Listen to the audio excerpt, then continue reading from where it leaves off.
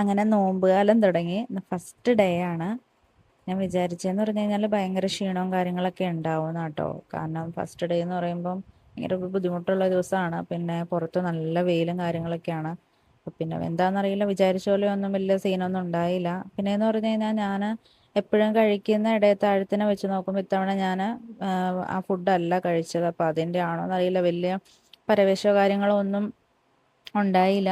പിന്നെ ജോലിക്ക് പോയിട്ടാണേലും ഞാൻ കുറച്ച് നേരത്തെ ഇറങ്ങിയിട്ട് നിന്നാ.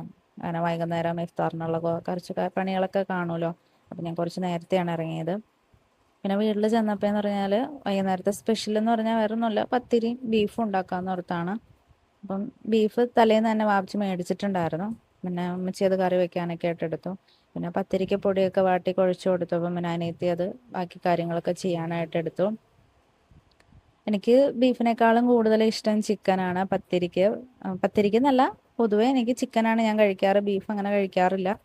പിന്നെ ബീഫ് ഉണ്ടാക്കുന്ന ദിവസങ്ങളിൽ പത്തിരിയൊക്കെ ആണെങ്കിൽ 2 കിഴങ്ങും കൂടെ ഇട്ട് കൊടുക്കും. അപ്പം ചാറിൻ്റെ കൂട്ടത്തിൽ കിഴങ്ങ് കഴിക്കാമല്ലോ എന്നോർത്തുകൊണ്ട്. അപ്പം അതിനുള്ള തിരക്കിലൊക്കെ അടുക്കളയിൽ ഇങ്ങനെ നടന്നുകൊണ്ടിരിക്കണു. അപ്പം അതിൻ്റെ ഇടയ്ക്ക് കുറച്ച് ഫ്രൂട്ട്സും കാര്യങ്ങളൊക്കെ കട്ട് ചെയ്ത് വെക്കാനുണ്ടായിരുന്നു.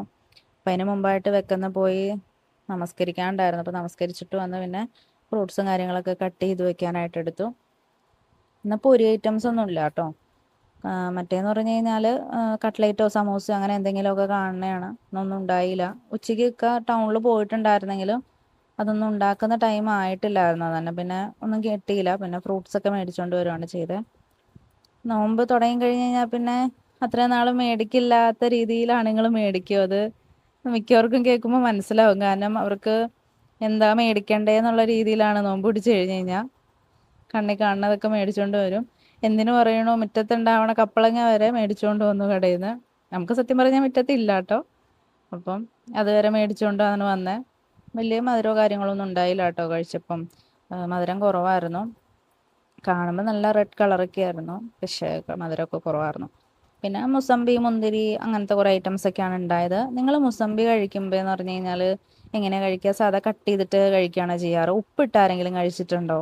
ജസ്റ്റ് കഴിക്കാത്തവർ ഉപ്പ് നമ്മൾ കട്ട് ചെയ്തെടുത്തതിന് ശേഷം അതിലേക്ക് ആഡ് ചെയ്തിട്ട് കഴിക്കുവാണെങ്കിൽ അടിപൊളി ടേസ്റ്റാണ്. എനിക്കും നേരത്തെ അറിയത്തൊന്നുമില്ലായിരുന്നു.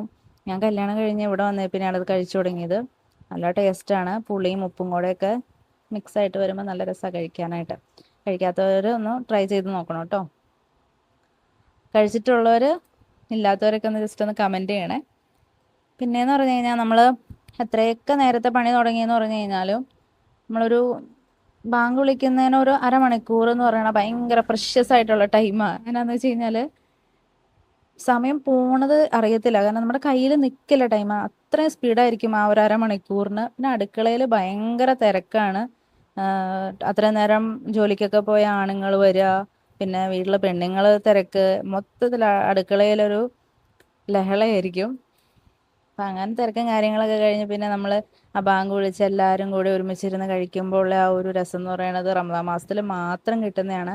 കാരണം അല്ലാത്ത ടൈമിലെന്ന് പറഞ്ഞു കഴിഞ്ഞാൽ എല്ലാവരും ഒരുമിച്ചൊന്നും ഇരുന്ന് കഴിക്കാനുള്ളതൊന്നും കിട്ടിയെന്ന് വരില്ല. പലരും ജോലിക്ക് പോയിട്ട് വരുന്ന ടൈമൊക്കെ ഡിഫറെൻ്റ് ആയിരിക്കും.